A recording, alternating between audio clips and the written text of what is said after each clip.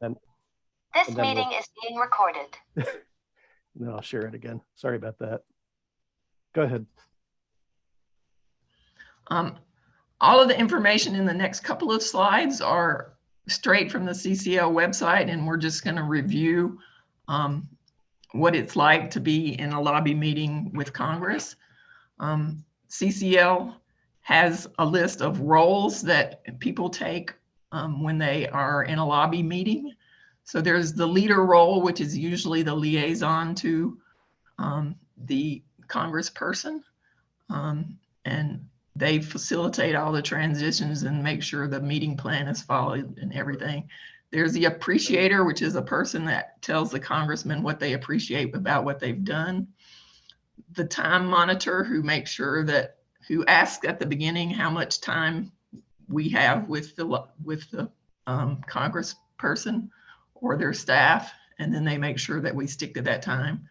And there's somebody who takes notes. And then there's a discussion section, and usually you've prepared some questions and discussion points before the meeting, and often those are sent to the Congress member's office before the meeting. Usually you, everybody that's in the meeting takes one of the questions, or you split it up so that everybody gets a chance to talk. And then there's the asker, and that's the person who presents CCL's purpose and ask. And the asker will often leave a paper version of the primary ask or send it after the meeting if it's an online meeting. And then we like to take a photograph, whether it's in person or online. So there's a photographer who volunteers to do that ahead of time. And a person who follows up with materials and a thank you card. And then a person that just listens. And actually everybody's encouraged to listen and ask questions as the conversation goes along. So there'll often be questions that weren't sent ahead of time because people think of them as part of the discussion. So, okay, Joe. Next slide. So the structure of the lobby meeting that CCL suggests is that you thank the member, then the time monitor asks how much time there is. You introduce yourselves and ask the staffer or the congressperson to introduce themselves. You do the show appreciation and you state your purpose. Like one of the usual purposes would be, our purpose is to create the political will for a livable world. And then the ask, which since I've been a member has mostly been to sponsor and support the Energy Innovation Act. But over the last year, there's actually been successful bills put through for climate. So CCL also supports all of the climate related legislation that goes through. Okay, next slide. There's a second slide about the structure of the meeting. So, and then you start the discussion and ask the questions. If you have research, you can provide research. And there's usually a question about what we can do in our district, and an explanation of the Energy Innovation and Carbon Dividend Act, and encouragement for them to support it. Right now, it has not been reintroduced. So again, we'll be supporting any climate legislation that gets introduced. And the time monitor signals when there's 5 minutes left. You repeat the ask. And if it becomes clear that they can't commit to the ask, you need to make sure you understand why and offer them some supporting asks. And then you ask them if they have further questions and thank them again. So that's basically the structure of the meeting. So the next slide. I wanted to talk about a little bit what it's like to talk to Republicans and Democrats in Houston. When you're talking to a Republican congressman, usually they're interested in the business case and the market solution. And in the Energy Innovation and Carbon Dividend Act, the border adjustment is sort of an add-on to the business case. And the whole act is just a business case. So that's usually the stress that you do when you talk to Republicans. And Democrats, depending on how left-leaning they are, you'll probably want to talk about climate justice because they're more interested in that. And the dividend in the Energy Innovation and Carbon Dividend Act is sort of supports the climate justice part of the bill. So those are the things that you talk about. But the other interesting thing about Houston is Republicans and Democrats are all fairly moderate. So depending on who the congressman is, you might talk about both with them. For my congressperson is Sheila Jackson Lee, and she leans to the left. So we talk more with her about climate justice, and that's really some of the things that she wants to happen before she's going to sponsor legislation. But with Lizzie Fletcher, she's more moderate. And we're going to do a role play today in which Dory has volunteered to be Lizzie Fletcher or Lizzie Fletcher's staff member. She hasn't said yet what she wants. Are you going to impersonate Lizzie Fletcher, Dory? That would be harder but more fun. So I would like to be Lizzie Fletcher. She hasn't provided us with some time face to face for a while. So I'm gonna make up for that loss. Okay, so Joe, will you click on the role play link there? Yes. Okay, it's open now. So here is this is not quite what an agenda looks like because this is a role play, and I hoped, and so we haven't met beforehand to decide our agenda, but I put some information in there so that people could participate in this role play. And so now I'm asking for volunteers to be a time monitor, an appreciation shower, somebody who presents the ask, and then maybe depending on how many people we have, we can divvy up the questions. So I am currently now looking for volunteers to help with the role play. Or I can assign. or we can, depending on how much time we have, we can just role play knowing that there's all these people. But do we have volunteers? Would you like to just pretend? No volunteer. All right, Mark wants to be. I'll ask a question. All right, Mark's going to ask one of the questions. Okay. John, I'm not sure what it is I'm supposed to do. I can't even take read one. what's on the Yeah, screen. sorry. Take one of the roles of a normal CCL meeting. And this is. Okay. So which role that she went over before? Which role would you like? Since you I'll take the photograph. We have a photograph. all right. And Joe, could you make that screen a little bigger? Is that possible to enlarge it? I'll try. Let me see. Full screen. No. Okay, well that's fine. Don't worry about it. Let's All right. see. Hey, Joe, I think it's right underneath the insert button. There's 100%. Oh, there we go. Thank you. I wasn't sure where that was. How about that? Better. Thank you. All right. Well, and then Joe, give us a time check because we may need to do a very abbreviated version of this. Mm-hmm. I'll do show the appreciation. All right. Thank you. So Joe, will you be the asker? Can I get you to take that role? Yes, I'll be the asker.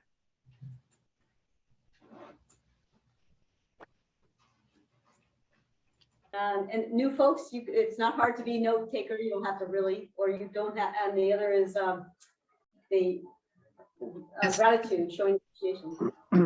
We need a couple more people to ask questions too. All right, but let's not put anybody on the spot. We'll just do with what we have, so people will pick up, and you'll maybe we don't have time, only get one question asked. Okay. Hello, Congressperson. So what do we call her? I've never been in one that actually had Representative Fletcher. Representative Fletcher. Hello, Representative Fletcher. Thank you for coming and meeting with us today. We know your time is very limited and you have a very busy schedule. So we really appreciate that you've come to be with us today. Well, as you say, I don't have much time, but it's been a while since I have met. Usually it's my staff person, so I wanted to make this time because I appreciate CCL always being respectful and we bring good information. So I'm looking forward to this brief meeting. We're not out in the hallway, but we might have been. So do we have a time monitor? Yes, that'll be me. Okay. Representative Fletcher, how much time can you spend with us today so we can keep track and not take too much of your time? I think really about 5 minutes, but let's 5 to 10, somewhere in there. All right, very good. Thank you. Representative Fletcher, we'd like to thank you for supporting the Inflation Reduction Act and the omnibus package that included the Growing Climate Solutions Act, which gives farmers and landowners access to carbon credit markets, and also introducing the RISE Act, which helps protect coastal communities from sea level rise. Our purpose is really to help with citizen climate lobbies to help create a political will for a livable world. Well, you're welcome. As you know, I strive for consensus. I tried to bring groups together, and it was nice to have these legislations that both sides of the aisle get behind. Representative Fletcher, we do have a primary ask we'd like to request your assistance with, and that's really to support climate legislation in general, but also especially our Energy Innovation Act, and really any climate legislation that specifically benefits Houston.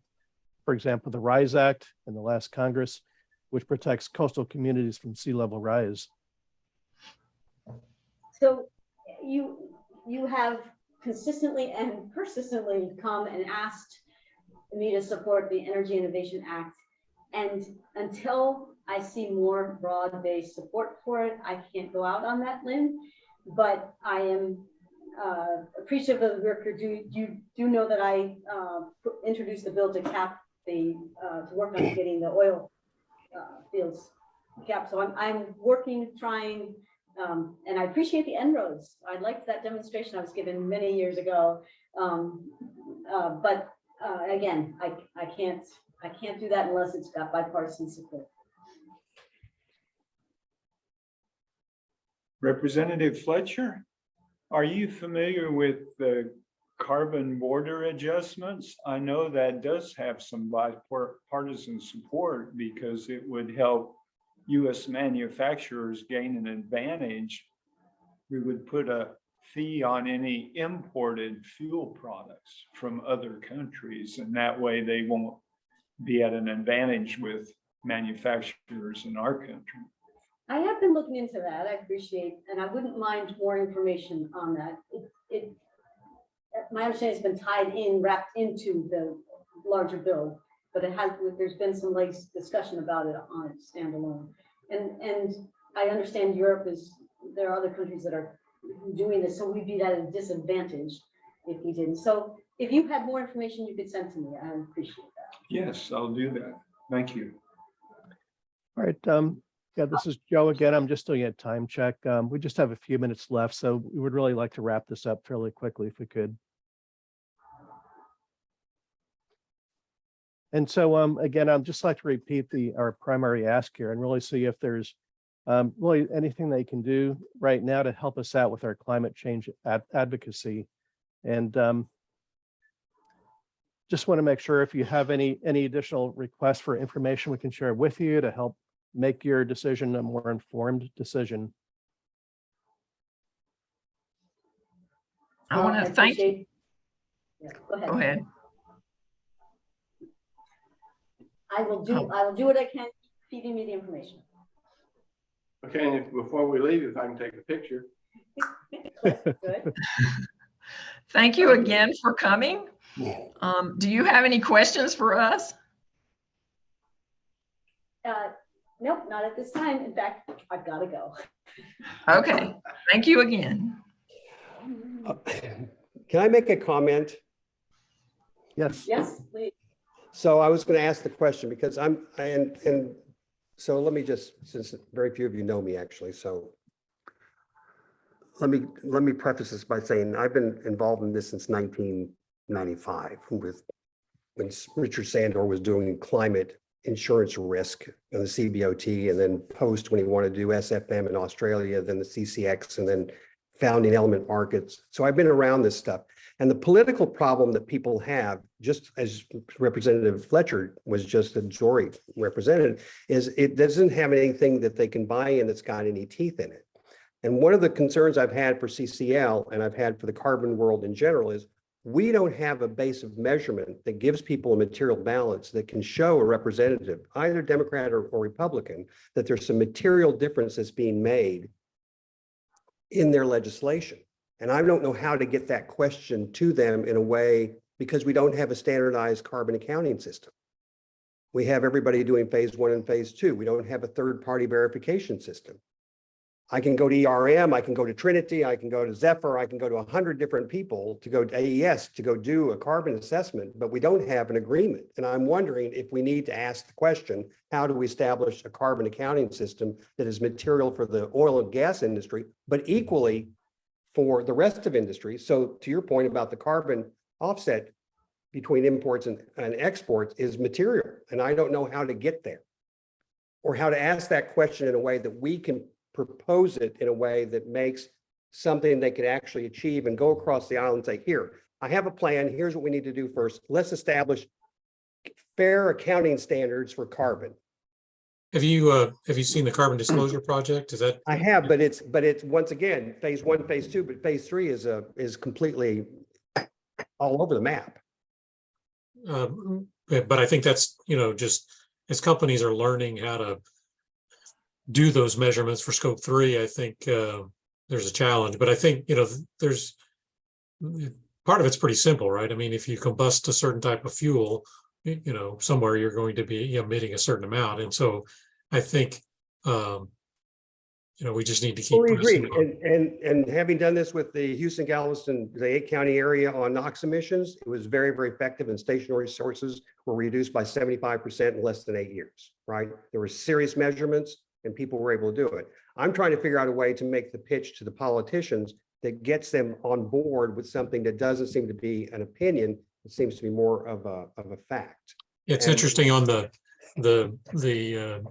in Texas, we have the TERP plan, the Texas Emissions Reduction Plan. Well, I know it well. And I was at an event back in 2019, and I was asking the head of the Energy Systems Lab at A&M, I said, could you add, greenhouse gas emissions or carbon dioxide to your measurements? And he said, well, we already have the data, but we just can't, we're not allowed to publish it because the legislature hasn't given us the okay. So here again, this is something, hopefully at the state level, we can help influence over time to do that. Because I think you just hit the right point, right? Part of the problem with Fletcher and everybody else is that they want to get broad-based support that doesn't offend industry, right? Or it allows it to go in tango with what industry's doing, what we want to do for climate protection. And there isn't a measurement, right? You have to measure what matters, as John Doerr used to say. You have to measure what matters. And I think it's actually correct what you're saying. We need to push something in the state side that says, we have the data. In many cases, we actually have the data. Even if we don't do cradle to grave, we have data from point A to point Z, right, in production. We can get third-party verification on a transaction if it's carbon neutral.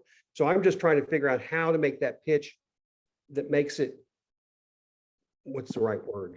More compelling Because what we're asking for is them to support legislation, and we know we need it, but they don't have the understanding on how to get there across the aisle because it doesn't seem to have broad basic support. So I think are there other states or other countries that are doing it that?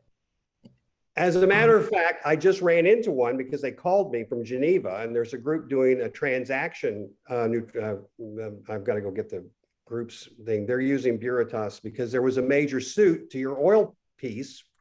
London Energy in Sweden had been making claims about its carbon positions, right? And so Intertek, which is another well-known third-party verifier like SGS and Lloyd's and Moody's and all these other guys, had made these claims. Their shareholders came back and sued their asses for it because it was completely bogus. And the other problem is, to Lizzie's problem is, lots of the carbon offsets are bogus. 90% of it's just made up, whether it's RECs or whether it's, you can't plant enough trees to offset the oil industry. No disrespect intended, right?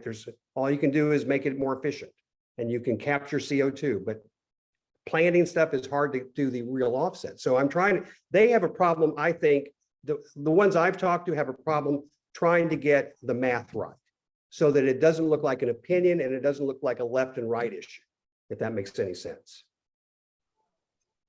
Because we don't have material balances, basically. Okay. Charles, thank you for that discussion. I'm sorry, and I apologize.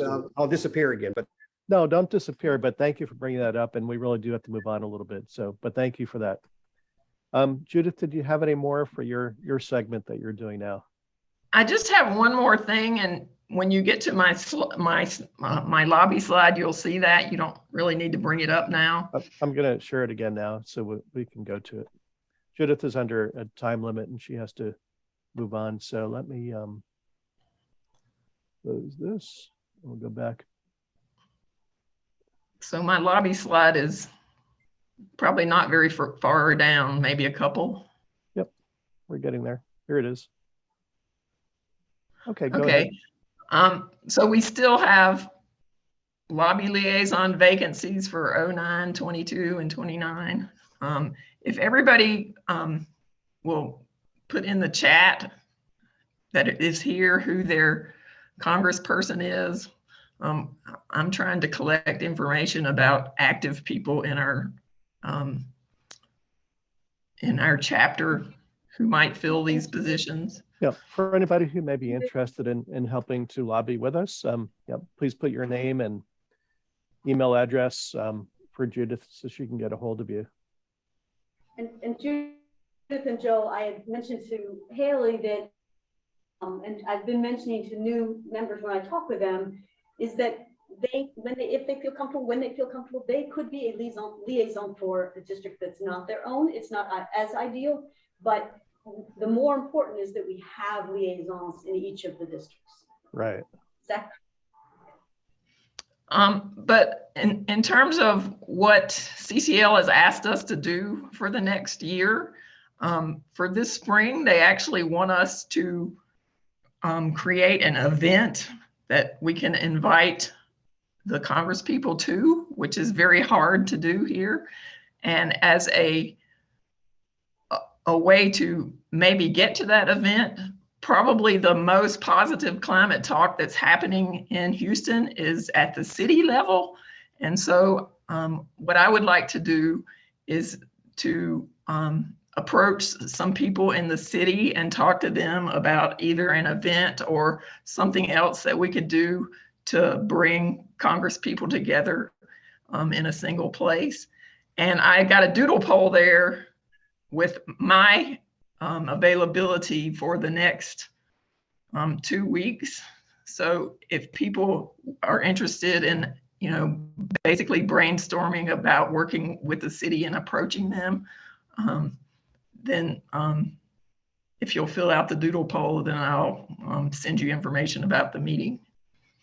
And that's pretty much it. If in June, if you're planning on going to DC, there will be a way to sign up really soon. And they're planning on virtual lobbying in the fall. So that's my message for today. Okay, thank you, Judith. I'm gonna go back up to where we left off. I'm going to stay to hear Larry, and then I'll probably go after that. Okay, great. So Larry, I'm going to stop sharing, and feel free to share, make sure that you're able to. And Larry's going to give us his presentation now regarding what's going on in the state of Texas here. I can see it now, Larry. Thank you.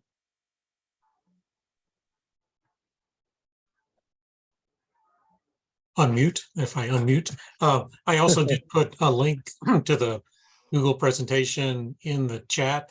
And Joe, I don't know if you want to, take it and stick it in so that people that have the QR code can use the same one, but it's there if people have it, because there are some embedded links in this as well. So, great. Well, thanks for the opportunity to come chat with you guys today. I've been volunteering with Citizens Climate Lobby since about 2016, and have done a number of different activities and been involved with stuff. So it's a great organization for the new people. And I CCL is a nonpartisan organization, but they do try to help message with alignment if they can. So I'm a right of center person. I'm involved with the conservative caucus messaging team. So just that's a little background on me. But what I wanted to do is talk to you a little bit about some state level activities we've been doing and how we're going to try to drive that towards a lobby day event at the Texas legislature.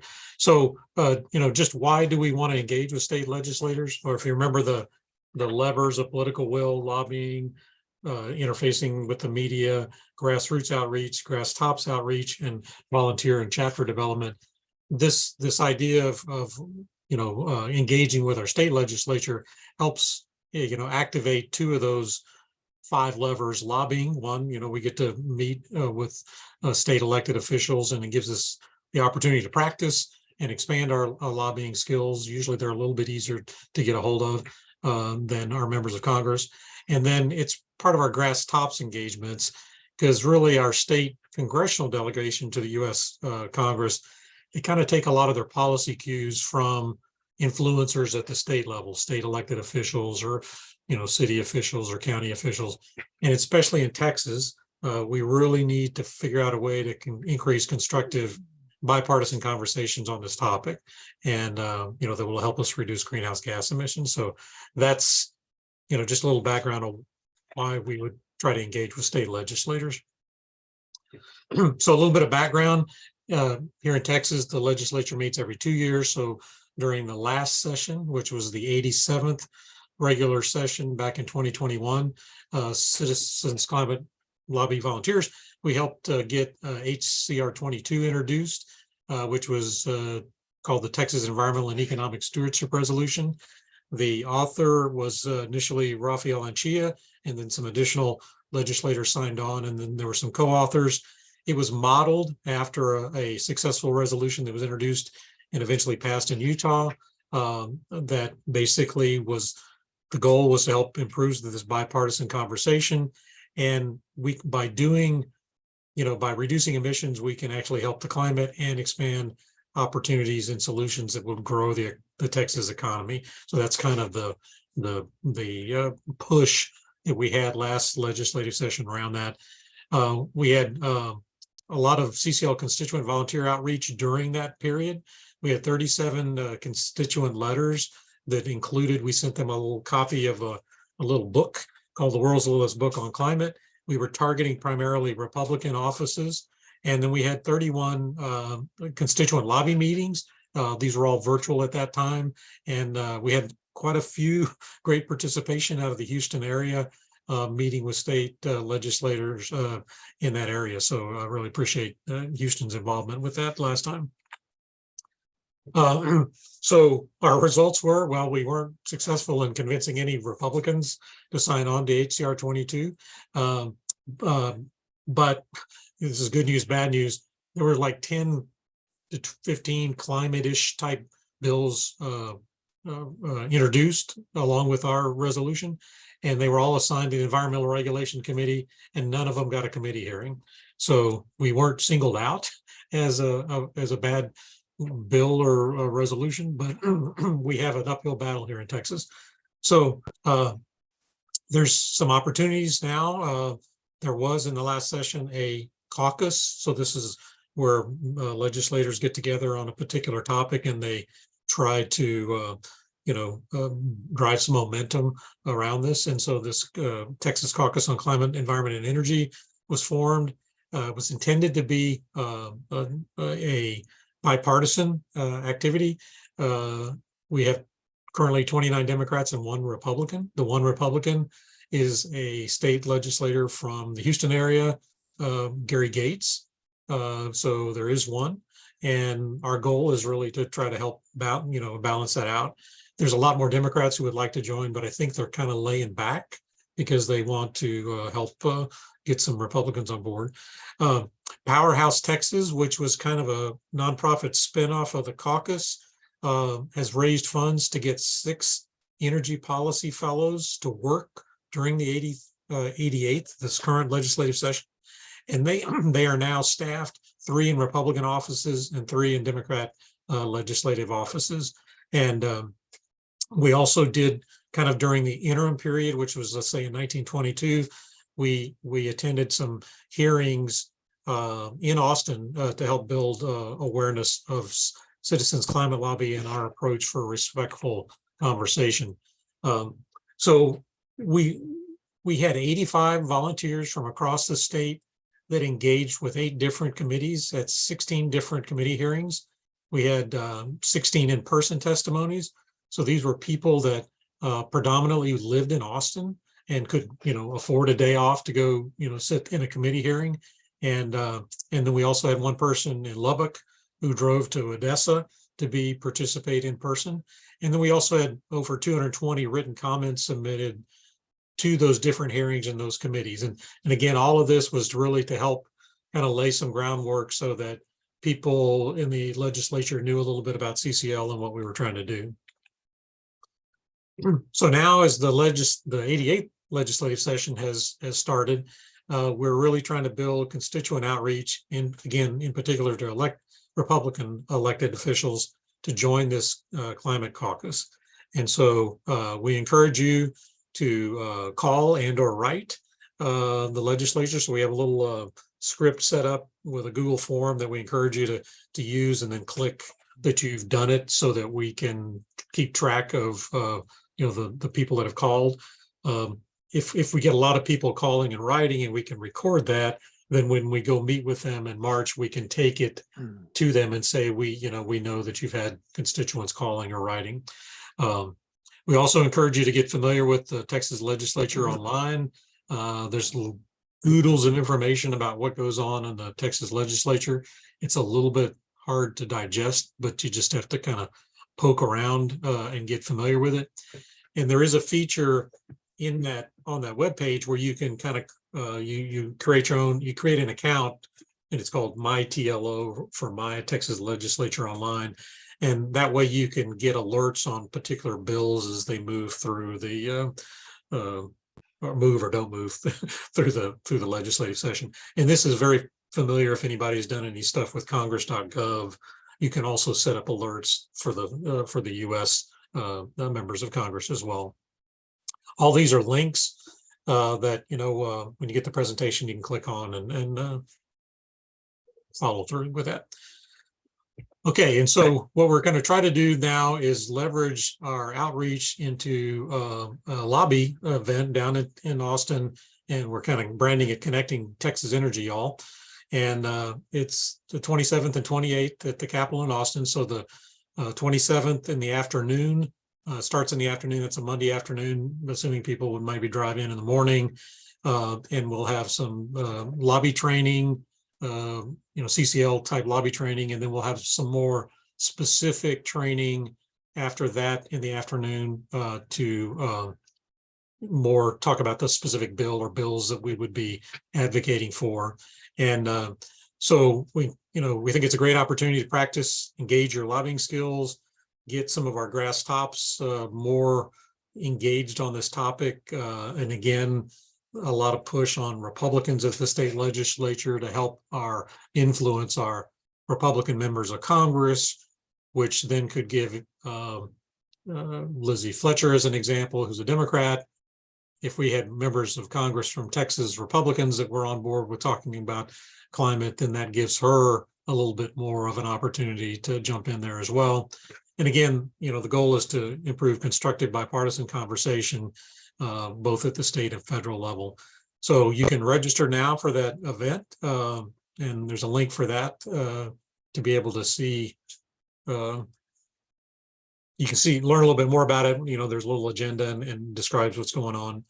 And then you can follow our legislative state level stuff on Twitter and Facebook using this gobbledygook link. It stands for Texas Economic and Environmental Stewardship Resolution. We might eventually simplify that, in future years, but right now we've got that out there, and Joe's helped us a lot with some outreach on this in the past, so hopefully we can in the future. So questions, comments? Hi, Larry. Thank you for that. I do have one question about the lobby day in Austin. What are the mechanical details of how do we actually meet with the state legislatures? Are there big appointments and schedules set up, or how is that all going to work?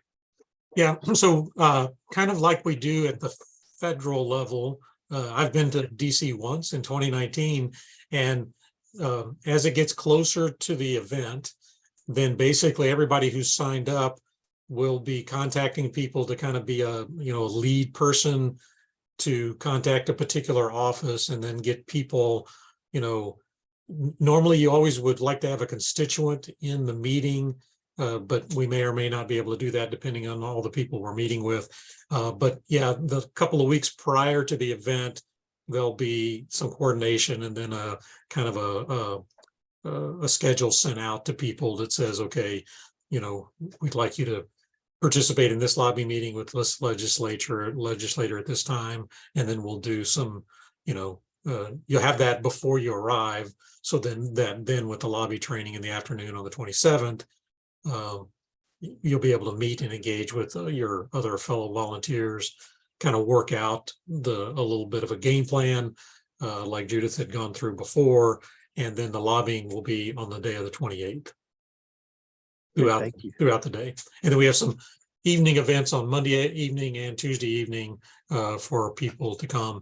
We encourage people to probably on the Eventbrite, there's some information about there's a lot of Austin volunteers that can do room sharing. There's also a block of rooms they reserved at a hotel nearby, and but we encourage people to stay Monday and Tuesday night if they can. Thank you, Larry. Okay, Any other questions from anybody? Yes, we do have questions here. Go ahead. Hey, Larry, this is Mark Harrinan. Hey, Mark. Can you hear me? Yes. Yeah. So my question is, Gary Gates, the one Republican on the Texas caucus, has anybody approached him about possible other Republicans that he knows that we could focus on first? Yeah, so he's so the executive director of this caucus, this new caucus, her name is Patricia Zavala, and so we've had a number of conversations, and we're continuing to have conversations with her to say, what, based on what they know, what would help them most, and so they had indicated, for example, Gary Gates has actually been behind the scenes a pretty significant contributor, if you will, to what's going on. He's not necessarily one who wants to jump out and be jumping up and down for climate action, but the indication from Patricia is that he is kind of quietly behind the scenes trying to do that. And so there's, with these 6 fellows that were through some donations were funded in the 3 Democratic and 3 Republican offices. The 3 Republican offices are the ones that we're kind of targeting most for outreach. And so there's Drew Darby, who's out in San Angelo, and he's actually, one of his bills is probably one of the ones we'll be advocating, which would help improve or decrease transmission congestion by adding some encouraging more transmission development in Texas. So Drew Darby is one of those guys. Cecil Bell, who's in the just outside the Houston area, is also a Republican that we're trying to get constituents more engaged with them. And then no, now I blanked on the other one.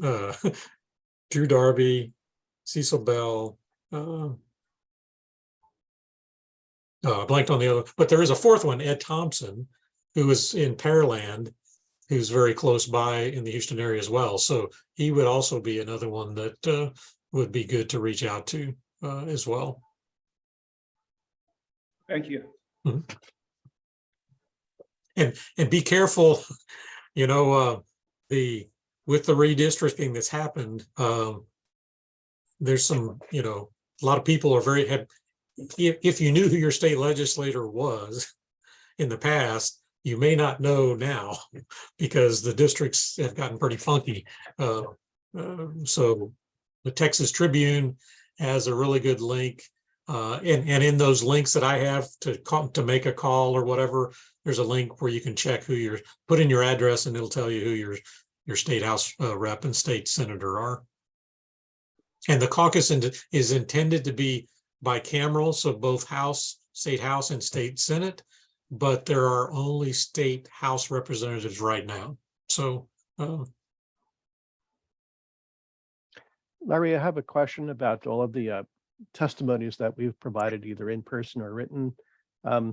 Is it making an effect in terms of, do we have some name recognition now? Do they know who we are? I think so. In particular, a volunteer in the Austin area, a guy named Larry Linensmith, the other Larry, as we call him, or Larry L versus Larry H. He's been our kind of a star witness, if you will, and he's attended a lot of different ones. And he's a conservative and a very prominent or outspoken Christian. And so he weaves that into his conversation, and a lot of the Republicans kind of jump back, going, oh, wait a minute, why is this guy talking about climate? But he does a very excellent job of making his point. And he's had some really good exchanges with some of the Democratic members of the committees, in particular Ron Reynolds, who's also in the Houston area, been a big, strong advocate. And he was engaged with Larry, had some good conversation. Vicki Goodwin in the Austin area. So, we're trying to, get some name recognition as people that want, constructive conversation on this issue. So hopefully we'll make some headway. So I've watched all those video links you've shared, and I always enjoy watching him on the video. Yeah, and I do include all those in our Houston monthly newsletter we send out when we get those. So it was really great to try to get people that it's a little bit of a challenge because if you live in the area, you think, okay, well, I'll just drop over for a half hour, do my talk and leave. The problem is these committee hearings, whenever they start, the agenda is kind of out there, but Larry's, for example, gone in at 10 and stayed till 6. Yeah. So that he could get his testimony done. So you have to be kind of a committed, and as a volunteer, most of the people that are talking are really, paid lobbyists or whatever. So it gets some attention to have a person like that. And we, again, there were a few others that spoke in the Austin area that did a very passionate but respectful job as well. So hopefully, if we're using the Texas Climate Caucus kind of as our vehicle to help make some headway on this. Excellent. Anything else, Larry, you want to share before we move on? No, that's it. And like I said, if you want to try to maybe just stick those slides into your slide or just include that as a separate link, or if anybody wants to grab it and use it, encourage you to go ahead and make a call or write your state legislator specifically if they're Republican at this point. So excellent.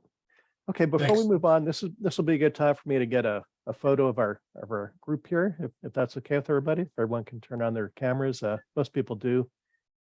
And let's see, John, you've joined with your iPhone. Are you able to turn on your camera there? Put your camera on, then you get Sure. the scene close up.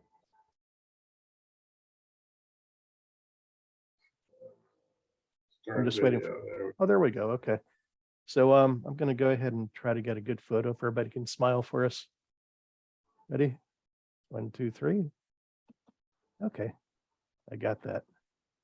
Your finger is somehow in the way. Okay. That was, well, There you go. actually, let me take that again because John, you had your hand up in front of your face. Let's just try one more time. Okay. Ready, everybody? Fuzzy 2, turtles. 3. Okay, let me try this one.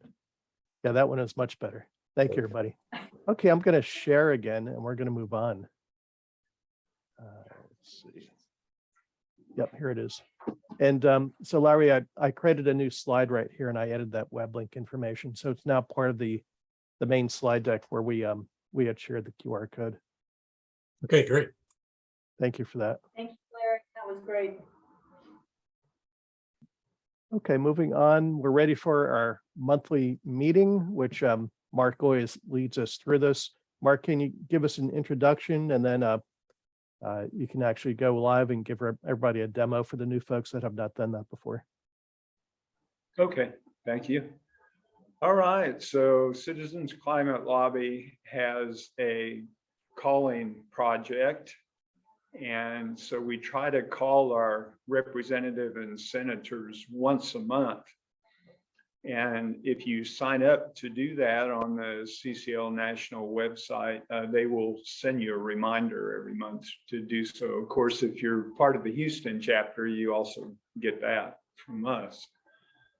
The link up there on the screen, cclusa.org/call, if you go into that, you can put in your zip code and it'll bring up representatives and senators with phone numbers.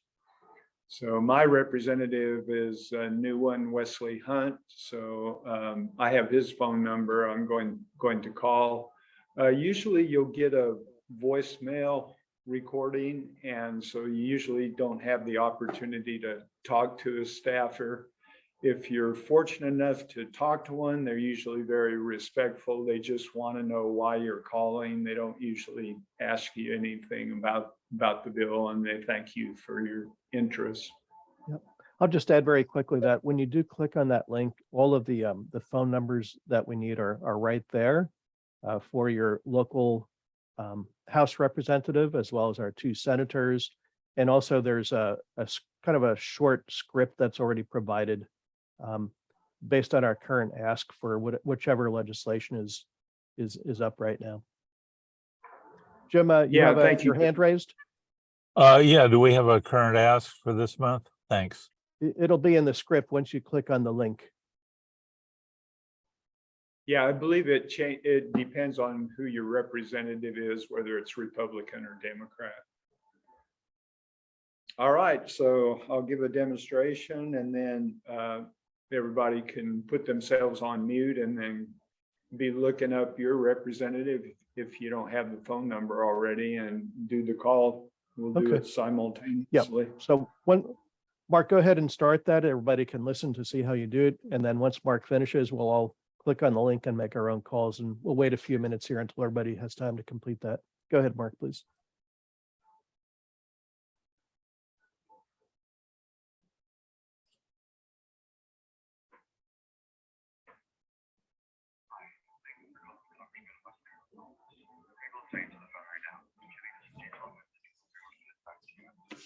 Is it on speaker? Yeah. Hello, this is Mark Harrinan. I'm a constituent of you, Representative Hunt. I appreciate what you're doing for us in Texas and Washington. And I'm calling to ask you to help the United States win. That is, take a look at carbon border adjustments. In the global marketplace, this would give US manufacturers an advantage. An example would be the Fair Transit and Competition Act, and this would put a fee on imported fuel products so that US manufacturers are not at a disadvantage when those imports come in. Thank you for considering this. So I left a message, and then I think now if people put themselves on mute and then try it out yourself. Yeah, I think just to note, there's three, usually when you fill out that link, there's three different people to call. And the scripts might be different depending on whether they're Republican or Democrat. So encourage everybody to make 3 calls and to push the button when you're finished.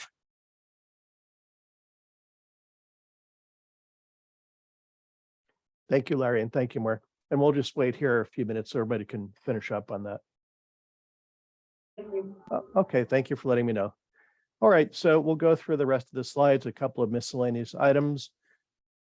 So immediately after our meeting finishes, that's at 12 noon here in Houston Central Time, we always have our CCL National Monthly Speaker, and that changes from month to month, always very interesting speakers on different topics. And this month at 12 noon, we'll have Doria Brown, who's a social media influencer. And just a quick quote there. In the realm of climate communication, social media platforms like TikTok and Instagram loom large as a means to reach people, especially younger people who are most concerned about the world they will inherit in the future. And so Doria Brown is going to be talking about social media and how that's a great way to help influence people and educate them in terms of climate. So the link, if you're interested in joining that, is at the bottom, cclusa.org/meeting. Okay, and here's another topic. This is really just a reminder of what Judith had talked to us about earlier today, that we are still looking for interested CCL volunteers to help out with our different lobbying teams.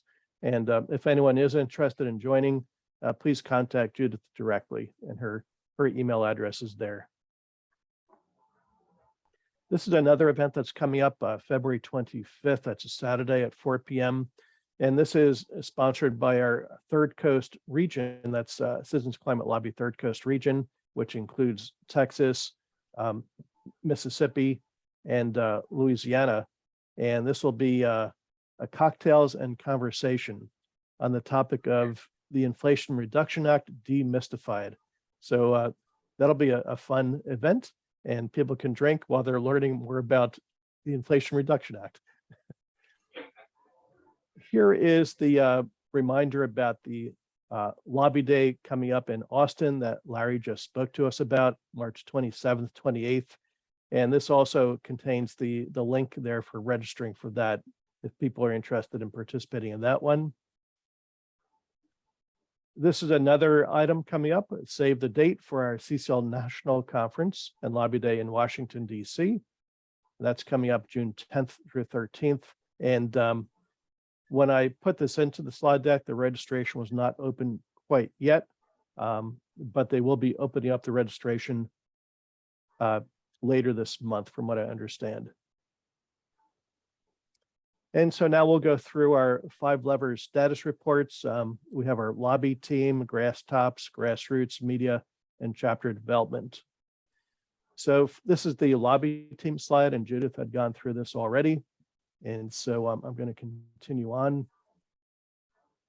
This is our grass tops slide, which is our leader is Court Hall, and she was not able to attend today. She had a work event she needed to attend. But just to, again, summarize what Grass Tops is, this is where we try to reach out to our local community, local community leaders, either in government or business leaders, church, faith-based leaders.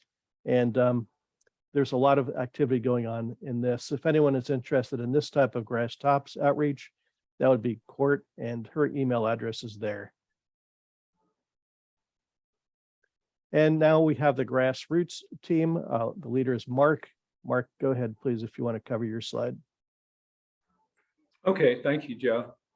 So we actually did 2 presentations last month. One of them was at the Live Oak Friends Meeting Church, and John Glover here and a couple other team members helped with that presentation. And I think it was very well received. Small group of people, maybe 8 to 10 people. And then we finally did the Bay Area Sierra Club, and that was a little bit larger group. had a very, very positive review from the organizer of that event, the person that reached out to us, Peter Bowman. And both those presentations were on climate aspects of the Inflation Reduction Act. So possibility we could do some more of those. Just generally, we're looking for opportunities where we can do presentations as well as tabling events.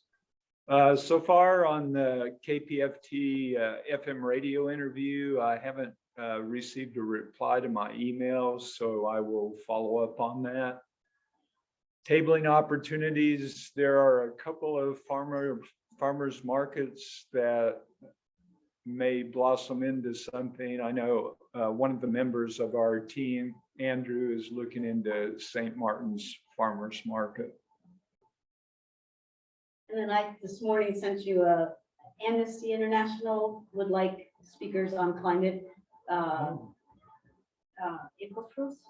I forget the exact date, but I forwarded an email to the steering committee, so that might be another opportunity. Okay, thank you. And then also, Mark, in April, we always have the Earth Day annual event, which we set up a tabling event at Discovery Green in downtown Houston, and that's kind of a fun thing to do. Yeah, I've looked into that, and so we do need to, I think at our next steering committee meeting, there'll still be time to talk about submitting the fee and the application. Very good.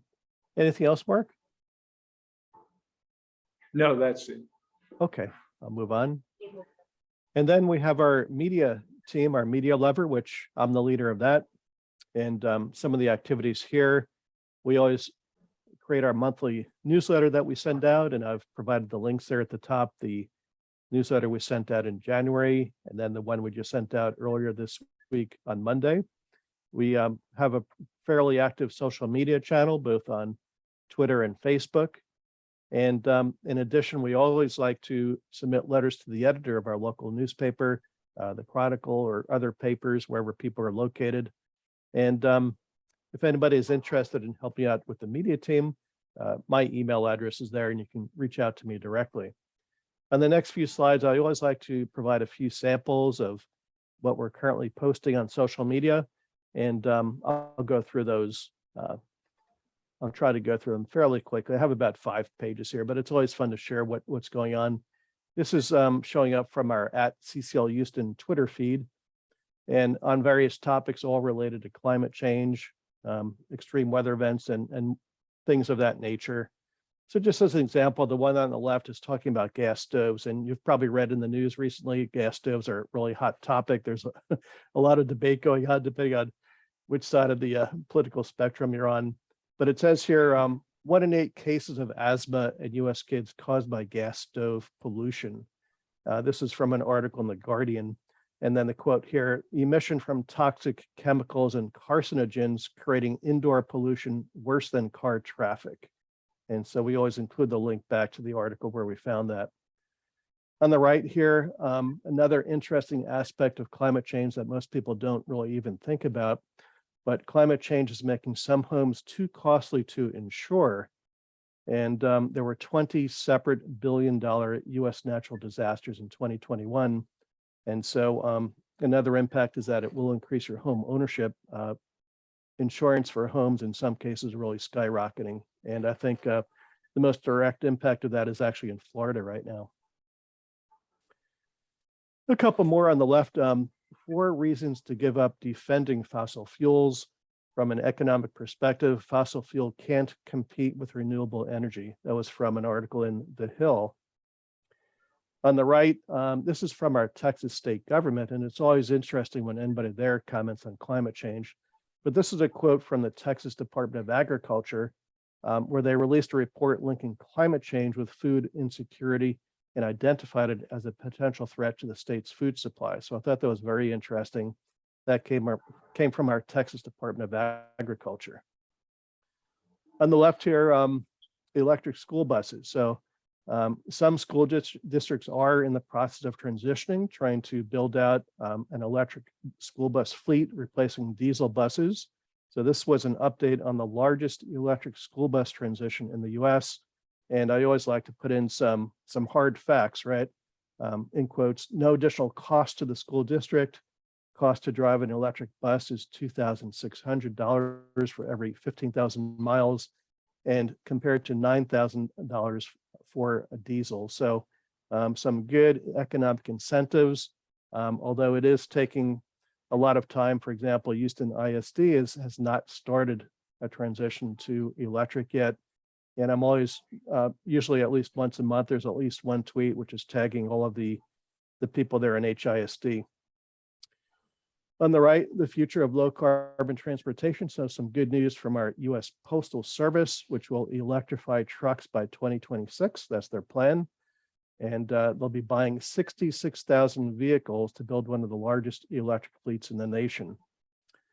And every time these tweets go out, almost always I include a tag for our Texas Ledge. You can see down there at the bottom, the hash TXLEGE, which is followed by, I think, all of the Texas state legislators up in Austin. So I always like to show them things that are going on to help them become aware of really where the future of this is really going. On the left, the Ukraine conflict. Is the world on a renewable energy run? This is according to the IEA report, which said that global capacity is expected to grow by as much as 2,400 gigawatts between now and 2027, which is equal to China's total power capacity today. So I thought that was very interesting. On the right, another example of the future of where we're going to be heading. This is talking about heat pumps. A heat pump might be right for your home. There's everything to know. They're the cheapest and most efficient way to handle heating and cooling for your home, no matter where you live. That's from the New York Times. A couple more here. The one on the left is about Exxon New. So for people that are not aware, back in the 70s, Exxon had a group of climate scientists working for them under Exxon's direction to model and to study the effect of, or the possible effect of climate change due to fossil fuels. And so here, this was reported in the E&E News. Exxon's own models predicted global warming. It ignored them. Exxon models to project the effects of carbon emissions on the global climate were highly accurate. In fact, what this article showed is that Exxon scientists their forecasts were spot on. And the effects we're seeing now is almost exactly what they had forecasted. But of course, we know Exxon did nothing about that. On the right there, hydrogen is always a very interesting topic. So again, this is the future of low carbon transportation. First hydrogen powered truck in Texas hits Houston roads. I thought that was very interesting. That was from our Houston Chronicle. And I think this is our last slide. I always look for these editorial comics, which are always really interesting. They convey a whole message in just a few words. So this one there is saying, I'm tired of reading about this liberal hoax. Climate change causing big jump in blackouts. See, that's the newspaper. But they were just in a blackout. So his wife is saying, are you happy now? Now we have a blackout. And then on the right, battery technology. That's another really interesting topic. And I always see these like every month, there's something new about battery technology. So this was an article in Euronews, significant breakthrough. This new sea salt battery has 4 times the capacity of lithium. Very interesting stuff going on. And that's what I had for our social media. There's a lot more than that, but I have to pick and choose what to show. Dory, for chapter development. Yeah. I love what you do, Joe. Thank you. Thank you for putting the newsletter together and for getting these social media hits out there. And thank you. Yeah, we're fortunate to have you. At the chapter development level, we welcome all new members to CCL chapter, and we encourage you to join the Slack channel and find a lever group or 2 or 3 that work for you. And then and if you want to help, it's easy to volunteer from your home for this particular aspect. And on the next slide, we try and get together outside of these meetings once a month or so. And so the meet and greet for this month of February will be Saturday, February 28th at 9:30 a.m. 25th. I mean, Saturday, 25th, that's what it says.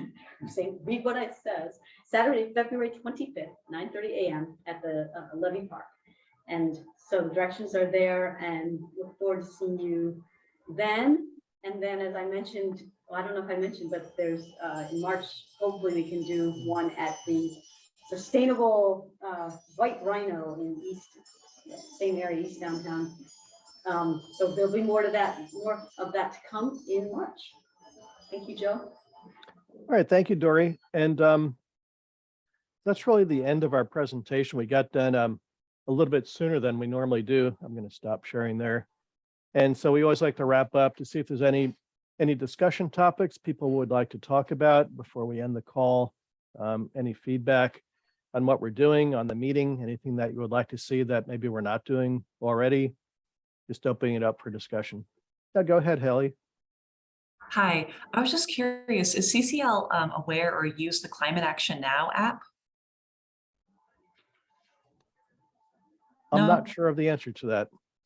Larry, are you aware of that? No. That'd be something we should look into, I think. Yeah, I was introduced to it by the Climate Reality Project, but it's an app that you put in all your contact information as far as like where you live, and it pulls in your representatives. But it's just like a rolling, like every day you can call or email your representatives on such and such topic. There's articles that you can read, and basically you can build points to plant trees. But for me, it was just a nice consolidated avenue to just track and look at all the different topics that you're passionate about. And you can contact people anywhere from the federal level to your local level. You can also send emails or call Exxon to say like, oh, we'll reduce this or that. You can call Coca-Cola to say reduce your single-use plastic. So I just thought it was a really neat app, but it just it gives you daily actions. So I was just curious if anyone had heard of that app or not. Yeah, thank you for bringing that up. Whenever I learn about new things like these, like this, new topics, this is something that I'll plan on adding to our next monthly newsletter so that everybody can become aware of that. So thank you for mentioning that. Yeah.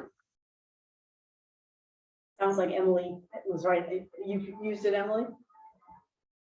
I have not, but I'm going to start. There you go. It's really cool.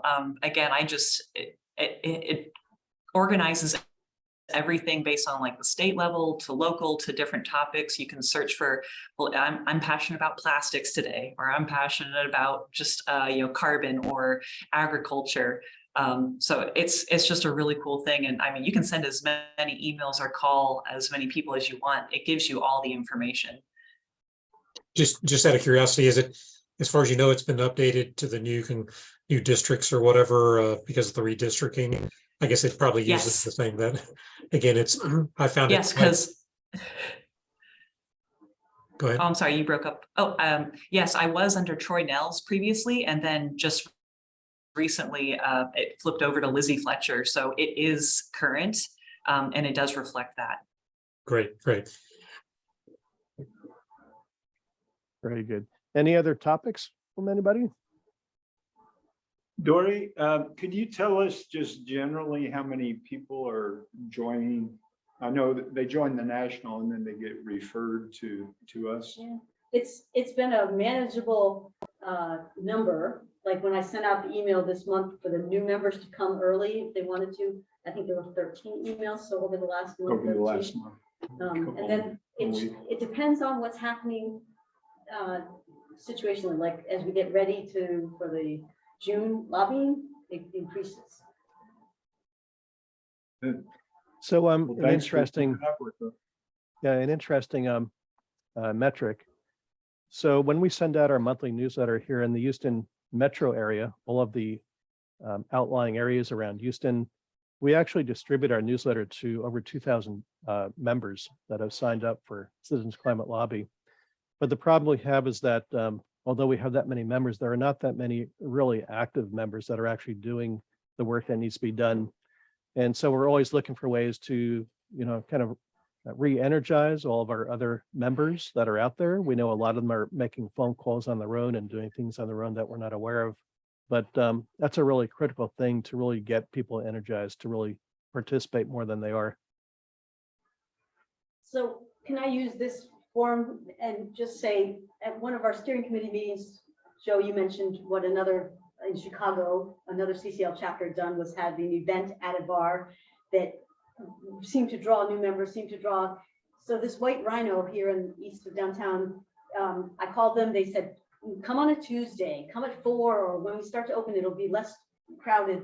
And when you guys mentioned the idea of getting our state representatives, inviting them to an event, or, maybe the Houston area ones, maybe that could be a time, like, because it's 4 o'clock is during the workday, but if it's their workday and they come, and then we know we get RSVPs and we get someone to say, some headliners to come.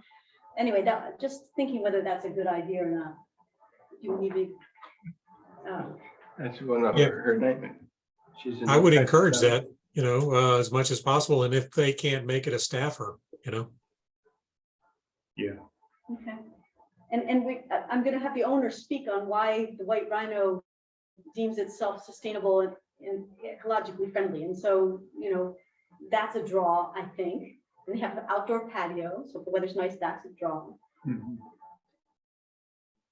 And if you stay, they said pick Tuesday because if they stay on, and we can bring our own snacks, so we can provide food. That if people stay, karaoke starts at 7. So you never know. It's a great opportunity. Thank you, Dory, for researching that and following up on that.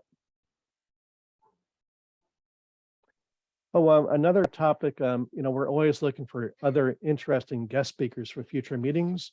We're always working in advance to fill up our schedule. And if anybody has ideas on who they might like to see, then we'd love to hear them, and we could follow up and see if we can get other good speakers.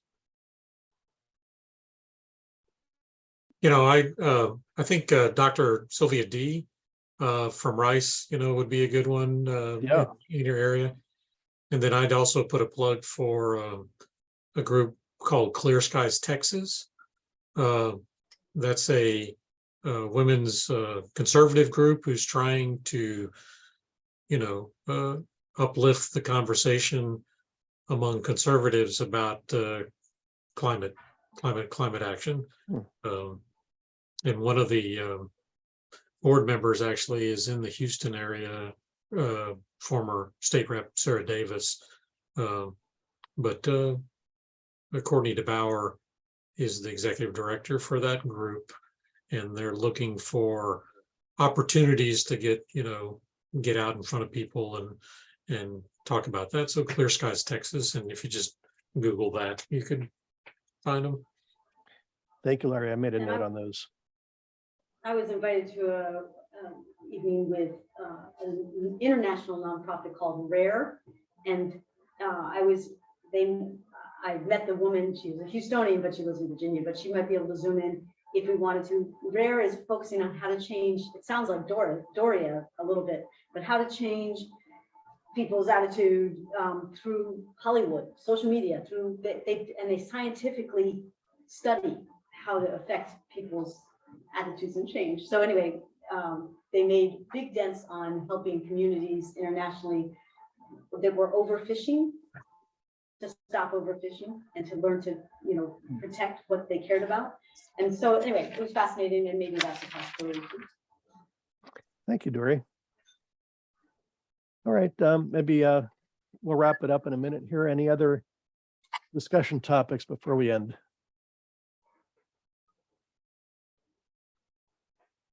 Okay, and Larry, I'd like to thank you again for being one of our guest speakers for this month. Yourself and Judith, I thought that was really interesting and very well presented. And thank you so much. Yeah, stay active, and sometimes it's hard to keep your state legislators separated from your members of Congress, but keep working on it, because they're grass tops influencers ultimately for our members of Congress. Thanks. All right. Thank you, everybody, for joining. Hope everyone has a great weekend. Bye now. Thank you. Bye. Bye. Bye-bye.